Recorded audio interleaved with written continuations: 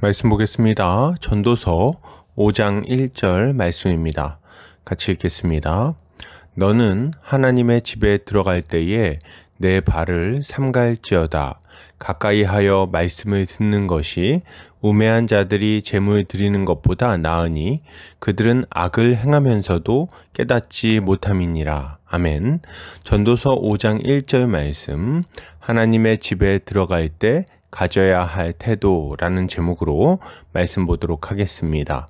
신자는 날마다 자신을 살피며 거룩을 추구하는 자입니다. 왜요? 자신이 그리스도 안에서 새 사람이 되었다는 것을 잘 알기 때문입니다. 오늘 본문을 통해서 이에 대해 함께 살펴보도록 하겠습니다. 오늘 전도자는 너는 하나님의 집에 들어갈 때 발을 삼가라고 말하면서 가까이 하여 말씀을 듣는 것이 우매한 자들이 제물 드리는 것보다 나으니 그들은 악을 행하면서도 깨닫지 못함이라고 말합니다. 이것을 타번역본에서는 너는 하나님의 집에 갈 때 내 걸음을 조심하여라. 가까이 다가가 귀 기울여 듣는 것이 자기가 잘못한 줄도 모르는 어리석은 사람들이 희생제를 드리는 것보다 나으니 이는 어리석은 사람들은 자신들이 악을 행한다고 생각하지 않기 때문이다 라고 번역하고 있습니다.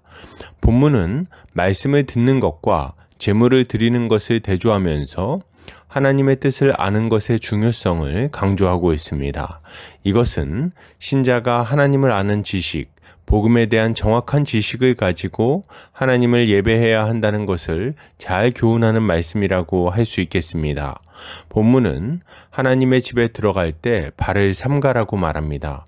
하나님의 집은 언약궤가 있고 제사가 드려지는 성전을 의미합니다. 성전이 하나님의 집이라고 불리는 이유는 뭡니까? 하나님께서 성전에 임재하셔서 자신의 백성과 함께 하시기 때문입니다. 이것은 참 놀라운 일이죠. 왜요? 거룩하신 하나님은 본질적으로 죄인들과 함께할 수 없으시기 때문입니다. 죄인들이 있는 곳에 하나님이 임재하시는 순간 죄인들은 하나님의 진노로 불타 없어지게 될 것입니다. 그런데 참으로 놀랍게도 하나님은 죄에 쩌들어 있는 이스라엘 백성들 한가운데에 임재하십니다. 어떻게 이것이 가능합니까? 성전으로 인해 가능해지는 것입니다. 하나님은 성전에서 드려지는 제사를 보시고 백성들의 죄를 용서해 주십니다. 그리고 죄사함을 받은 백성들과 함께 거하시는 거죠. 제사가 뭐길래 이런 일이 일어납니까? 제사는 죄로 인해 하나님의 심판을 받을 죄인을 대신하여 한 생명이 드려지는 것입니다. 이스라엘 백성들은 양과 염소가 비참하게 죽어서 불타는 것을 보고 거룩하신 하나님이 죄를 얼마나 미워하시는지, 죄의 결과가 무엇인지 알게 됩니다. 그리고 자신들의 그 끔찍한 죄를 용서받기 위해서는 흠없는 제물이 자신을 대신하여 죽어야 한다는 것을 알게 되는 거죠. 맞습니다. 그러니 하나님의 집에 들어가는 자들이 가져야 될 마땅한 태도는 무엇일까요? 자신의 발을 삼가는 것입니다. 자신이 발로 돌아다니며 저질렀던 죄를 생각하고 자신이 하나님의 진노 앞에 서 있다는 것을 생각해야 됩니다. 그리고 그 죄를 후회하고 비통해하며 하나님의 용서를 구해야 하는 거죠. 이것이야말로 하나님 앞에 나아가는 자의 마땅한 모습인 것입니다. 이어서 본문은 하나님을 가까이 하여 말씀을 듣는 것이 우매한 자들이 제물 드리는 것보다 낫다고 말합니다. 그리고 그 이유는 그들이 악을 행하면서도 깨닫지 못하기 때문이라고 말하죠. 이게 무슨 말입니까? 하나님 앞에 나아가는 자들 중에 자기 발을 금하지 않는 자들이 있다는 말을 하는 것입니다. 이들은 악을 행하면서도 별다른 반성이 없습니다. 하나님의 집에 나아올 때 가져야 될 겸비하는 마음이 전혀 없는 거죠. 이들은 자신들의 죄를 별것 아닌 것처럼 심상히 여깁니다. 자신들이 저지른 죄를 양이나 염소 같은 제물만 드리면 얼마든지 처리할 수 있는 것으로 여긴다는 거예요. 이들은 회개하는 마음이 없습니다. 비통해하는 마음도 없습니다. 그저 약간의 재정적 손해와 번거로움을 감수하는 약간의 의무감만 있을 뿐입니다. 이들은 하나님을 재물이라는 동전을 넣으면 죄사함이라는 물건이 나오는 음료 자판기처럼 여기는 거죠. 이들은 하나님을 경외하지 않습니다. 하나님께 감사하지도 않습니다. 재물을 드리면서도 마음속에는 불만만 가득하죠. 그러나 이들은 그야말로 치명적인 착각을 하고 있습니다. 하나님은 신명기에서 말씀하셨어요. 창기가 번 돈과 개 같은 자의 소득은 어떤 서원하는 일로든지 내 하나님 여호와의 전에 가져오지 말라. 이 둘은 다 내 하나님 여호와께 가증한 것임이니라.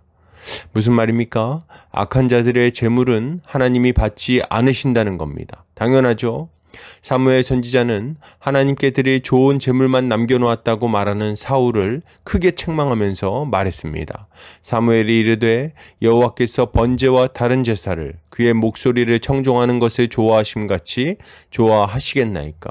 순종이 제사보다 낫고 듣는 것이 순양의 기름보다 나으니. 맞습니다. 주님은 살찐 양이나 살찐 소를 원하지 않으십니다. 시편 기자는 말합니다. 하나님께서 구하시는 제사는 상한 심령이라. 하나님이여 상하고 통회하는 마음을 주께서 멸시하지 아니하시리이다. 하나님이 구하시는 제사는 상한 심령입니다. 회개하고 돌이키는 것을 바라시죠. 하나님은 악을 계속 행하면서 제물을 바칠 것이 아니라 거룩하신 하나님을 알고 제사의 의미를 알고 그분 앞에 바른 믿음으로 나아오는 것을 바라시는 것입니다. 그러면 하나님이 바라시는 바른 믿음은 무엇일까요? 하나님은 우리를 대신하여 십자가를 지신 예수 그리스도에 대한 믿음을 가지라고 요구하십니다.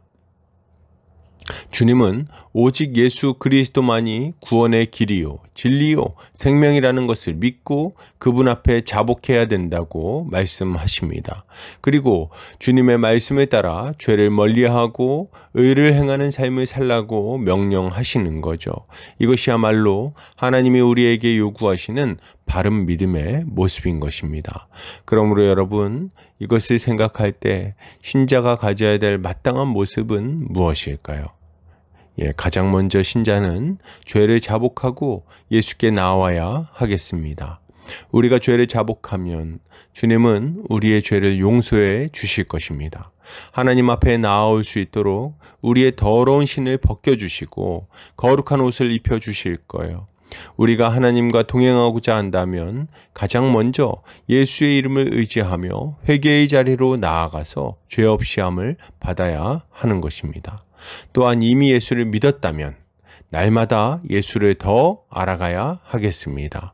예수님이 누구신지, 그의 십자가 사역이 어떤 의미를 가지고 있는지, 그로 인해 우리에게 어떤 일이 일어났는지를 배워야 됩니다. 왜요?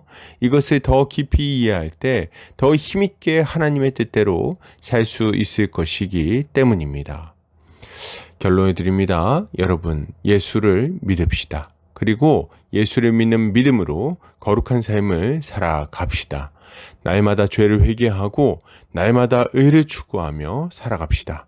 진리에 합당한 삶을 살아갑시다. 이것이야말로 신자가 가져야 될 마땅한 모습일 것입니다. 오늘도 주님의 지혜로 승리하며 살아가는 성도님들 되시기를 주의 이름으로 축복합니다.